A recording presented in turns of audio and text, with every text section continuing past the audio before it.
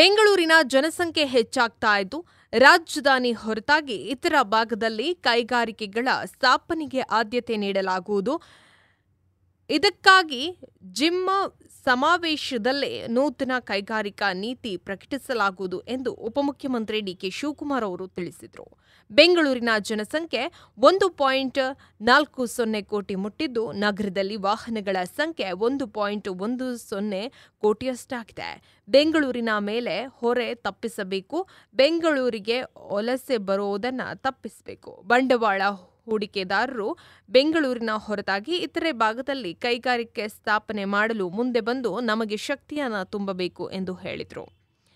ಇದಕ್ಕೆ ಪೂರಕವಾಗಿ ಕೈಗಾರಿಕಾ ಸಚಿವರಾದಂಥ ಎಂಬಿ ಪಾಟೀಲ್ ಅವರ ತಂಡ ರಾಜ್ಯದಲ್ಲಿ ನೂತನ ಕೈಗಾರಿಕಾ ನೀತಿ ರೂಪಿಸಿದ್ದು, ಮುಖ್ಯಮಂತ್ರಿಗಳು ಸಮಾವೇಶದಲ್ಲಿ ಪ್ರಕಟಿಸಿದ್ದಾರೆ. ಈ ನೀತಿಯ ಮೂಲಕ ನಮ್ಮ ರಾಜ್ಯ ದೇಶಕ್ಕೆ ಮಾದರಿಯಾಗಲಿದೆ ಎಂದು ವಿಶ್ವಾಸವನ್ನ ಕೂಡ ವ್ಯಕ್ತಪಡಿಸಿದರು.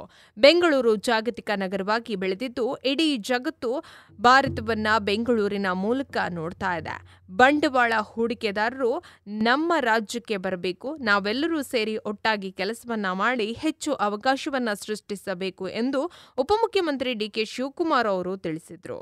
ವಿಮಾನ ಸೇವೆ ಮತ್ತು ವಿಮಾನಗಳನ್ನು ದುರಸ್ತಿ ಮಾಡುವ ಕ್ಷೇತ್ರದಲ್ಲಿ ಭಾರತ ಮುಂದಿದೆ.